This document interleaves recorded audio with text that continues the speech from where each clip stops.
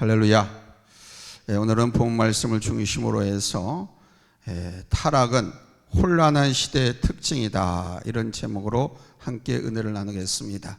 혼란한 시대의 특징, 두 번째 시간으로서 타락에 대해서 강론하겠습니다. 타락은 혼란한 시대의 특징이다. Degradation is hallmark of a chaotic era. 타락은 혼란한 시대의 특징이다. 우리는 지금까지 이제 17장 이후에 이스라엘의 혼란기를 통해서 우리 하나님께서 말씀하시는 것을 보고 있습니다. 그때의 모습을 보여주시면서 항상 하시는 말씀이 이것이었죠. 이스라엘의 왕이 없을 그때에, 또 그때에 이스라엘의 왕이 없었고, 왕이 없었던 그때 또 왕이 없었고, 이런 말씀이 사사기 각 장마다 한 시대, 한 인물을 접어가면서 늘 표현하고 있습니다. 즉 온전한 지도자가 없음으로 인해서, 더 정확히 말씀드리면 이스라엘의 참 지도자이신 하나님을 경외하지 않음으로 인해서 이스라엘 백성들은 가정적으로나 도덕적으로, 종교적으로 타락을 했습니다. 그리고 불신앙의 두려움 가운데 하나님의 방법이 아닌 인간적인 방법을 취하기도 했습니다. 또한 하나님을 섬기는 것도 자기들 소견에 옳은 대로 행동했습니다. 그래서 우상, 신상을 만들고 자기 옳은 대로, 자기 마음에 드는 사람 아무나 제사장으로 세우고, 또 그렇게 세워진 제사장은 자기 사리 사욕에 따라서 행동을 했습니다. 그러니까 모든 면에서 타락하고 범죄하는 일을 저질렀습니다. 지금 이제 사사기가 마지막을 향해 가면서 그러한 모습을 더 확실하게 보여주고 있죠. 이제 한 2장 남았습니다. 2장 남았어요. 나머지 2장 끝까지 잘 참석하시기 바랍니다. 오늘 우리가 본 말씀에서 뚜렷하게 보는 또 한 가지는 종교적 타락에서 나아가 종교 지도자 그룹인 제사장, 즉 레위인의 타락한 모습을 보여주십니다.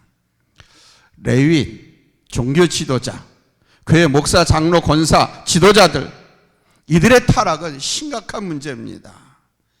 영적 지도자가 타락하고 바로 서지 못했다고 하는 것은 바로 온 세상이 어두워졌다는 것이고 점점 더 어두워져 간다는 뜻이기 때문입니다.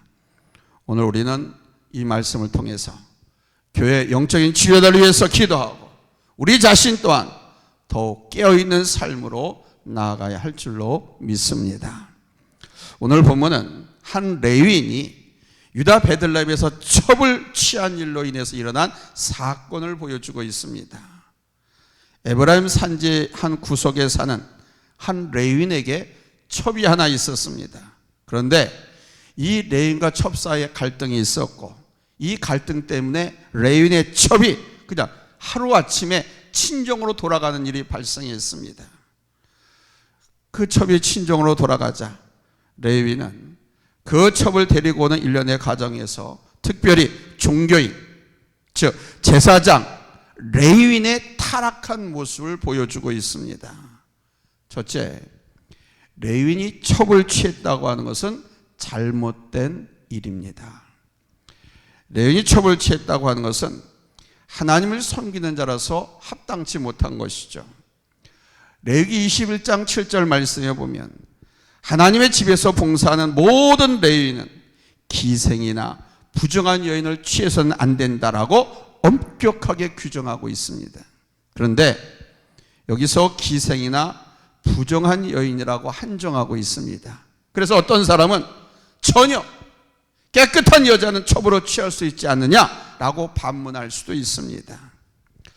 물론 구약 시대에는 일부 다처제가 허용되었던 시대였습니다. 여러분이 잘 아는 아브라함, 믿음의 조상이라는 아브라함에게 본처는 사라였지요. 근데 그에게 첩이 있었습니다. 하갈이 있었는데 하나만 있는 거 아니에요. 또 구드라라고 하는 첩도 있었습니다. 그 첩들을 통해서 6 아들을 더 낳았습니다. 야곱에게도 라헬과 실바, 또는 비라가 후처입니다. 기도원에게도 첩이 있었고 다윗에게도 미갈뿐만 아니라 밧세바와 그 외 여러 부인이 있었습니다. 솔로몬은 셀 수 없을 정도로 많은 후처와 후궁들을 두었습니다. 가부장적 전통과 남존여비의 고대 풍습에서는 이것이 당연한 일로 여겨졌습니다. 그러나 하나님을 섬기는 성직자가 첩을 뒀다라고 하는 것은 하나님보다 사람 일에 더 신경을 써야 하고 또 여러 여인을 가까이 할 때는 정욕에 끌리고 치우치기 때문에 이것을 금하는 것이 추세였습니다. 그럼에도 오늘 본문의 주인공 레위인 제사장입니다. 성직자입니다. 그가 첩을 취했다고 하는 것은 다른 레위인 제사장들도 이런 행위를 하고 있다는 것이고 당시의 성직자들이 윤리적으로 또 얼마나 타락했는가를 여실히 보여주는 것입니다. 우리 하나님을 섬기는 사람들은 정욕을 다스려야 합니다. 정욕을 잘 다스릴 줄 알아야 됩니다. 성직자뿐만 아니라 모든 사람들은 이 정욕을 잘 다스려야 합니다. 이 정욕을 잘 다스리지 못해서 우리 한국 최근의 정치사회도 바람처럼 사라져버린 사람들이 많지 않습니까? 아니 엊그제 어떤 부산의 아무개도 정말 안 좋은 선택을 했지 않습니까? 그래서 모든 사람들은 이 정욕을 잘 다스릴 수 있어야 돼요. 리차드 포스터가 쓴 책 가운데 돈, 권력, 섹스라는 책이 있습니다. 이 책에서 리차드 포스터는 우리 성도들이 받는 유혹의 대표적인 세 가지를 바로 돈과 권력과 섹스라고 표현을 했습니다. 돈과 권력과 섹스, 이것은 모든 사람들이 받는 유혹이면서도 성직자를 비롯한 모든 그리스도인들이 항상 받는 유혹입니다. 특별히 이 성적인 유혹은 미묘하게 인간에게 다가옵니다. 이 성에 대해서 바른 성경적 이해와 자기 다스림이 없으면 그냥 다 넘어집니다. 여자고 남자 가릴 것 없이. 조선시대 기생 황진이 잘 아시죠? 이 기생 황진이의 유혹이라고 하는 고사가 있는데 참 재미있게 계속 전해져 내려옵니다. 황진이가 생존할 당시에 그 조선시대의 유명한 지족선사라고 하는 아주 유명한 선사가 있었습니다. 그는 고승입니다. 자기 해탈을 위해서 아주 돌을 닦는 아주 명망 높은 그런 승려였습니다. 그런 승려를 이 황진이가 한번 유혹해 보겠다 이렇게 마음 먹고 어느 비가 억수같이 쏟아지는 날 우산도 없이 그냥 그 비를 다 맞습니다. 그러니까 한복인데 비를 맞으니까 속살이 다 드러나고 몸매가 다 드러나는 거예요. 그 모습 비 맞은 그대로 그 지족 선사가 불공을 닦고 있는 그 절을 찾아갑니다. 그리고 그 지족 선사 고승 앞에서 옷을 갈아입습니다. 그리고 그 지족 선사 옆에 눕죠. 근데 이 지족 선사가 황진이의 그 몸매와 여인의 그 향내 있지 않습니까? 그리고 여인의 그 드러난 모습을 보고 순간의 유혹을 이기지 못하고 황진이를 덮치고 맙니다. 수도를 많이 한 고승도 성적 유혹에는 이렇게 약한 것입니다. 우리가 앞에서 보았습니다만 삼손은 2번씩이나 블레셋 여인에게 빠져서 큰 낭패를 보지 않았습니까? 다윗은 하나님을 경외하는 사람이었습니다. 그런 다윗도 홀딱 벗은 밧세바를 보고 음욕을 품고는 엄청난 일, 그녀를 데려다가 자기 아내를 삼은 것뿐만 아니라 그녀의 남편을 죽이는 일까지 서슴지 않았습니다. 이것이 인간의 연약함입니다. 이 연약함으로부터 우리 자신을 지키기 위해서는 항상 깨어 있어야 하고 또 자기를 다스릴 줄 알아야 됩니다. 자기를 다스리는 사람이 바로 유혹으로부터 이기게 되는 것입니다. 이 황진이와 지족 선사에 관한 이야기에 의해서 황진이가 살아있을 당시에 유명한 유학자가 있었습니다. 서화담이라고. 화담이 호입니다. 이름이 서경덕. 많이 들어보셨을 거예요. 이 황진이가 이제 이 서화담을 유혹을 하려고 합니다. 황진이가 이 서화담이 학식과 인격이 또 덕망이 높은 학자라는 것을 알고 지족선사하게 했던 것처럼 똑같이 유혹을 했습니다. 비가 억수같이 쏟아지는 날, 속살이 다 비치는 한복을 입고 비를 흠뻑 맞은 채로 이 서경덕을 찾아갑니다. 그리고 그 앞에서 옷을 갈아입고 역시 눕습니다. 그런데 이 서경덕이는 황진이의 그 분내를 맡았음에도 불구하고, 그 자태를 보았음에도 불구하고 그 여인에게 손도 대지 않습니다. 유혹에 넘어가지 않았습니다. 이로 인해서 황진이는 이 서화담을 존경하게 되었고 자기 스승으로 삼고 평생을 흠모했다고 합니다. 어느 정도로 흠모했냐? 이 서경덕이 죽자 그와 함께 시를 쓰고 노래하고 하면서 전국을 많이 유랑했었거든요. 그래서 그와 함께 했던 그 전국을 다 찾아다니면서 서경덕을 흠모했다라고 그럽니다. 우리 성경에서는 우리는 요셉을 통해서 교훈을 얻을 수 있죠. 보디발 장군의 아내가 요셉을 유혹했을 때 요셉은 그 유혹을 뿌리치고 이길 수 있었습니다. 즉 자기를 다스릴 수 있었던 거죠. 이 자기 다스림은 하나님을 두려워할 때 가능한 것입니다. 항상 하나님이 나를 지켜보고 계신다. 하나님이 나와 함께 하신다. 하나님이 함께 하신다고 했잖아요. 그러니까 항상 하나님에 대한 인식, 경외감, 하나님을 두려워하면 자기를 다스릴 수 있게 되는 거예요.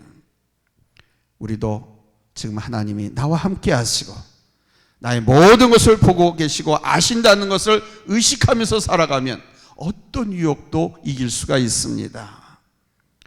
요셉이 보디발 장군의 아내로부터 그 유혹을 이길 수 있었던 것은 바로 요셉은 하나님을 두려워했기 때문이죠. 아무도 보는 사람이 없어도 하나님은 다 보고 계시고 알고 계시니까. 말세가 되면 도덕적 문제뿐만 아니라 이 정욕적인 문제로 세상은 더욱더 혼란하게 됩니다. 세상이 이 성적인 문제가 심각해지면 나라 망하는 것은 한순간입니다. 역사가 그걸 증명합니다. 세계를 주름잡던 팍스 로마가 왜 멸망했습니까? 로마가 멸망한 원인 중에 가장 큰 원인은 바로 그 당시의 상류층, 로마 시민권을 갖고 있는 사람들이 도덕적인 타락, 특히 성적인 문란한 생활 때문에 무너졌습니다. 그냥 남녀노소 가릴 것 없이 얼마나 성적으로 문란했는지 모릅니다. 남성은 말할 것도 없고요. 여인들도 가늠하는 일에 주저하지 않았습니다. 여러분 혹시 로마라고 하는 영화 보셨습니까? 이 영화를 보면 아무튼 권력과 돈을 위해서 남녀가 수단과 방법을 가리지 않고 음행을 저지릅니다. 근친상간도 행하고요. 동성애도 벌이고요. 이러한 로마는 결국 무너질 수밖에 없었죠. 그 팍스 로마, 세계 모든 게 로마로 통한다라고 하면 전 세계를 지배했던 나라가 로마입니다. 그 로마가 망해버렸지 않습니까? 앞으로 우리 사회에 이런 문제가 더욱 심각하게 일어나게 될 것입니다. 지금 우리 앞서 나가는 정치 지도자들의 삶을 보십시오. 그런 사람들이 이 나라의 지도자가 되고 실권을 잡게 되면 그와 같은 삶을 동경하는 모든 사람들이 그를 찍어줬는데 이 나라가 어떻게 되겠습니까? 윗물이 맑아야 아랫물도 맑다고 하는데 이러한 때 우리는 더욱더 깨어 있어서 하나님을 경외하는 믿음으로 자기 자신을 다스리고, 할렐루야, 하나님을 경외한, 하나님을 두려워하는 마음이 있어야 우리 죄를 다스릴 수 있고 정욕을 다스릴 수 있고 하나님의 구원의 은혜에 참여할 수 있게 되는 거예요. 하나님을 두려워하고 하나님을 경외하는 믿음으로 우리의 심령을, 우리의 삶을 꽁꽁 묶어 놓으시기를 예수님의 이름으로 축원합니다. 아멘. 그러면 죄의 포로가 되지 않을 수가 있어요. 사망에 이르지 않을 수가 있어요. 오히려 자유를 느끼면서 하나님 안에서 승리하고 이런 감사, 기쁨으로 인생을 살아갈 수 있는 것입니다. 두 번째로 레위인의 이 음욕은 음욕이 첩과의 갈등을 불러왔다라는 사실입니다. 이 레위인을 통해서 당시의 성직자들과 백성들이 두 번째로 가진 문제는 뭐냐? 바로 갈등의 심화입니다. 레위인의 음욕으로 인한 삶은 결국 자기 첩과의 갈등을 빚어냈습니다. 그런데 이 갈등이 단순히 감정적인 갈등이 아니었다는 사실입니다. 본문 2절에 보면 이렇게 말씀합니다. 2절, 그 첩이 행음하고 남편을 떠나 유다 베들레헴 그의 아버지 집에 돌아가서 거기서 넉 달 동안을 지내매 그럽니다. 그 첩이, 성직자 레위인이 첩을 드린 것 자체 이미 잘못한 거예요. 그런데 그 첩이 행음을 하고 남편을 떠났다 그럽니다. 그러니까 이 첩이 다른 불륜을 저지른 거예요. 다른 남자하고 상관을 한 거예요. 그거를 남편, 성직자 레위인이 알으니까 첩과 갈등을 빚은 겁니다. 그러자 여인이 스스로 떠난 것이다. 그러나 이 여인이 음행을 하기 전에 레위인도 음행을 저질렀음을 원문 성경을 보면 알 수가 있습니다. 원문 성경에 행음하다라고 하는 이 말을 자나 그럽니다.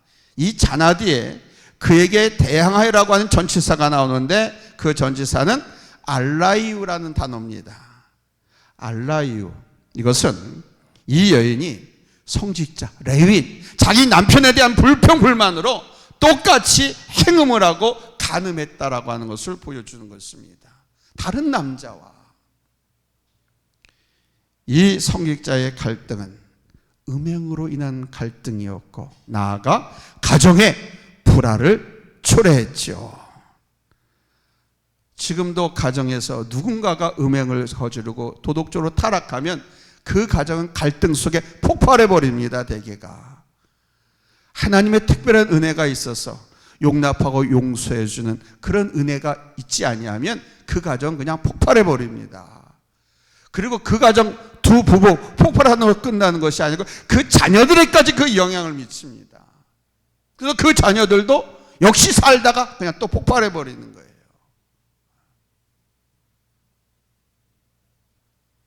앞에서 대제사장을 비롯한 제사장 그룹으로서 이 레위인은 인간적인 정욕보다는 하나님을 섬기고 백성들을 위해서 제사 드리고 하나님과의 중재자 역할을 다해야 했지요. 그런데 이 레위인은 여자에게 빠졌잖아요. 음욕에 빠졌잖아요. 첩을 뒀잖아요. 자기가 할 일을 망각하고 하지 말라라고 하는, 두지 말라고 하는 첩을 둠으로만 하면 가정에 불화가 생깁니다. 그렇습니다, 여러분. 하나님 앞에 합당하지 못한 관계는 갈등을 유발하게 되어 있습니다. 여러분이 잘 아는 믿음의 조상 아브라함, 이 아브라함이 하나님께서 내 후손으로 있게 하고 하늘의 별같이 땅의 모래같이 많은 후손을 주겠다라고 약속을 하셨잖아요. 근데 그 약속을 받은 지 한 20년, 25년이 다 가도록 자손이 없는 거예요. 그랬더니 그 아내 사라가 권하지요. 내 몸종 하갈을 첩으로 받아들여서 그에게서 후사를 얻자고. 그래서 어느 날 저녁에 하갈을 몸단장 시켜가지고 남편 아브라함의 침소에 들여보냅니다. 근데 이것 때문에 아시겠지만 이 아브라함 가정에 큰 갈등이 일어났지 않습니까? 그러니까 사라 주인이 종 하갈에게 은혜를 베풀었는데 그가 아들을 낳자, 이스마엘을 낳자 오히려 여주인을 학대하고 모욕을 줬어요. 이것 때문에 정실 아브라함의 아내 사라는 고통을 당하고 하갈은 그 집에서 내어 쫓김을 당하죠. 이 문제는 단순히 아브라함 한 가정의 문제만이 아니라 후에 지금 두고두고 민족적 문제로 비화되어서 이슬람과 헤브라이즘, 심각한 대립, 엄청난 전쟁 속에 살아가고 있지 않습니까? 한 가정의 갈등에서 끝난 것이 아니라 민족의 문제로, 세계 문제로 비화되어 버렸습니다. 기드온 사사가 첩을 둔 것 때문에 기드온 자손들이 다 몰살된 엄청난 사건도 일어났잖아요. 첩 때문에 자기 자식들이 다른 형제를, 그 다음에 그 첩들까지 다 죽여버린 거예요. 앞에서 보았습니다마는 기드온의 첩의 아들 아비멜렉, 이 아비멜렉이 스스로 내가 이스라엘의 왕이다 선언을 하고 기드온의 적자들, 정의실에 일어난 자식들을 다 죽여버리고 자기가 왕이 되려 하다가 결국 자기도 죽고 말았죠. 다윗 왕에도 많은 후초들이 있었습니다. 그 연행에서 난 자식들 간의 갈등으로 인해서 다윗 또한 엄청난 고통을 당하기도 했습니다. 지금도 우리 사회에 둘째나 셋째 부인에게서 또 형평상 사정이 전처가 일찍 돌아가시고 아직 나이가 청청하니까 둘째 부인을 얻어서 살고 그게 또 자식을 낳고 하다 보니까 배다른 자식들 간에 분쟁, 싸움, 다툼, 심지어는 살인까지 일어난 일들이 얼마나 많이 비일비재한지 모릅니다. 한 가정, 한 개인의 고통이 아니라 민족적인 고통으로 비화되기도 하네요. 따라서 지도자의 집에 갈등이 있다라고 하는 것은 영적으로, 사역적으로 모든 면에서 힘이 빠지는 겁니다. 그런 갈등, 그런 아슬아슬하고 그런 막 흔들리는 집안에서 어떻게 나라를, 어떻게 한 공동체를 이끌어갈 수 있겠습니까? 우리 종교 지도자들은 영적으로 선한 영향력을 끼쳐야 됩니다. 먼저는 종교 지도자들, 우리 목회자들 뿐만 아니라 장로님들, 권사님들, 교회의 지도자들 선한 영향을 끼칠 수 있어야 됩니다. 그러나 이런 육적으로 인한 갈등은 아무런 영향력을 끼칠 수도 없고요, 오히려 백성들로 하여금 영적으로 어둠 가운데로 몰아갈 뿐인 것입니다. 그래서 시대가 더 혼탁하고 어둡게 되는 거예요.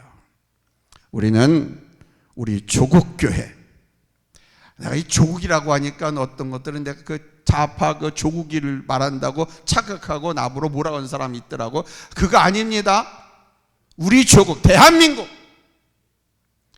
우리 한국교회 지도자를 위해서 기도해야 됩니다. 특별히 무수히 엄청나게 많은 장로님들, 권사님들, 교회 지도자들, 한 교회 목사는 하나지만 교회 지도자들 얼마나 많습니까? 이 지도자를 위해서 기도해야 됩니다. 그들이 깨어있고 그들이 하나님과의 바른 관계 속에서 경건하고 거룩함에 흠없는 삶을 살 수 있게 해달라고. 정치가들의 선동에 휩싸이지 말고 하나님의 말씀, 하나님의 공예와 하나님의 정의, 성경 말씀에 붙잡혀서 하나님을 영화롭게 하고 하나님 말씀대로 살아서 하나님의 자녀다운 삶으로 선한 영을 끼치는 여러분 그런 교회 지도자들이 될 수 있도록 기도해 주시기 바랍니다. 아멘. 그리고 우리도 함께 깨어 있어야 합니다. 무엇보다 하나님과의 바른 관계 안에 있을 때 문제가 일어나는 것이 아니고 하나님과 바른 관계 안에 있으면 오히려 의와 화평과 기쁨이 넘쳐나는 삶을 살 수 있는 것입니다. 어떻게 보면 발을 살짝 달아놓고 교회에 세상에 치중해 있으면 그것이 지혜롭고 그게 재미나고 살맛나는 일인 줄 착각을 하지. 아니에요. 발을 그냥 하나님의 말씀에 교회 안에 그냥 푹 빠져 있으면 오히려 그 안에 시간이 가면서 하나님과의 관계가 바르게 되면, 믿음이 바르게 되면 올바른 국가관, 사회관, 직업관, 교회관, 가정관 뭐 이런 것을 바르게 정립함으로 말미암아 오히려 의와 화평과 기쁨이 넘치는 삶을 살 수 있게 되는 것입니다. 세 번째는 레위인의 외식이 문제가 되었다는 사실입니다. 그는 음행했고 그로 인해 부부간에 갈등이 있었습니다. 그의 삶은 온전하지 못했습니다. 그럼에도 불구하고 자기가 제사장이라고 하나님의 일 맡은 성직자라고 형식은 지키려고 했습니다. 베들레헴에 있는 첩의 집으로 가서 그 첩을 데리고 돌아오려고 할 때 그의 장인이 그 딸을 그냥 쉽게 보내려고 하지 않았잖아요. 며칠 더 묵어 가라고 했습니다. 처음에 레위는 그것을 뿌리치고 집을 나섰지만 해가 저물어 가는지라 서둘러 자신들이 하루 유해할 곳을 찾아야만 했습니다. 마침 그들은 여부수족 지경을 지나가고 있었습니다.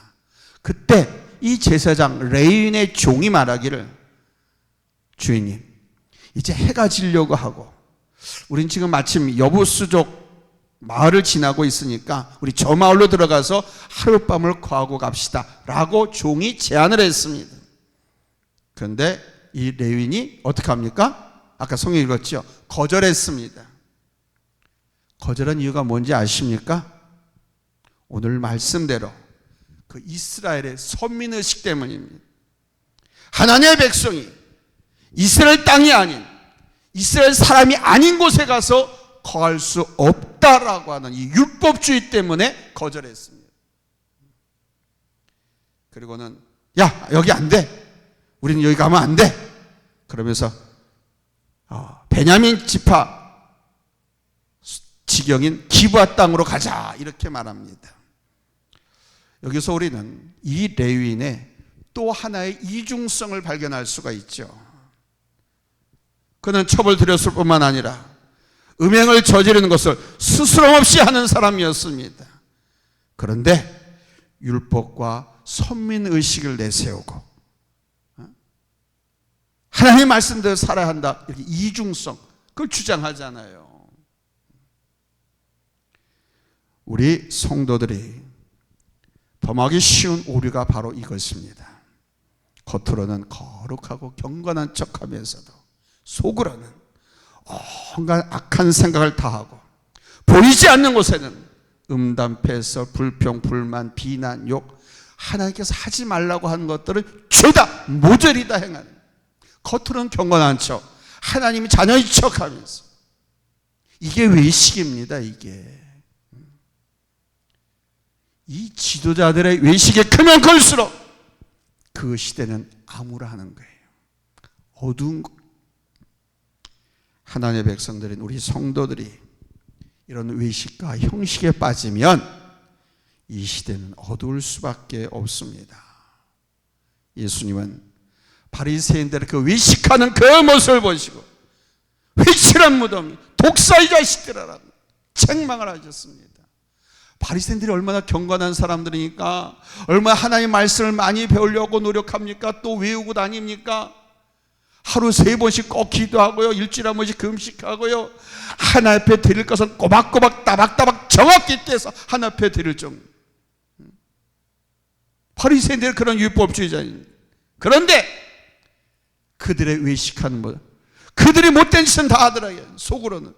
결국 그들에 의해서 예수님 십자가 못 박혀 돌아가시잖아요. 그래서 그것을 아시고 예수님께서는 이 회칠한 무덤, 독사의 자식들 하면서 질타를 하셨던 거예요. 겉으로는 깨끗해 보이지만 속으로는 썩은 송장이 들어있는 것 같은, 무덤 같은 바리새인들의 그 외식을 우리 예수님은 철저하게 질타하신 것입니다. 혹 지금 여러분이 내가 이 외식에 빠져 있는 것을 아는지 한번 자신을 돌아보시기 바랍니다. 각자의 소견에 옳은 대로 행동하면 이 외식은 깊어집니다. 빠져나올 수 없을 정도로 물들어 버립니다. 사랑하는 성도 여러분, 우린 특별히 이 땅에 교회 지도자를 위해서 기도해야 됩니다. 우리 성도들은, 우리 교회 지도자들, 목사, 장로, 권사, 기관장, 집사 위해서 기도해야 됩니다. 하나님께서 교회 일꾼을 세우신 것은 성전을 온전케 하고 봉사의 일을 하게 하고 하나님의 몸된 교회를 세우기 위함이라고 말씀했습니다. 여일에 우리가 혼연일체가 되지 않고 오히려 나의 사회 사역과 나의 개인의 행복과 취미를 위해서 많은 시간을 할애하고 하나님의 말씀과 세움받고 선택받은 것과는 정반대의 길을 걸어갔다고 하면 그것은 바로 바리새인들의 외식과 똑같은 겁니다. 레위인의 이중성, 레위인의 외식과 똑같은 것입니다.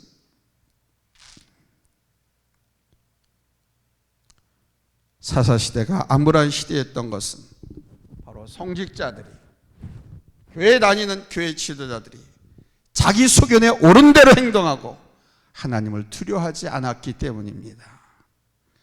이들의 어두움은 백성들에게도 어두운 그림자로 다가갔습니다. 우리들이 깨어있지 않고 우리가 정결하게 예수의 신부로서 단장되어 살아가지 아니하면 이 어둠과 타락과 이 부패가 국민들에게로 흘러가는 거예요. 한 교회의 타락, 한 성직자, 한 교회 지도자의 타락에서 그치는 것이 아니라 이 사회, 이 민족, 이 국가로 흘러가는 겁니다.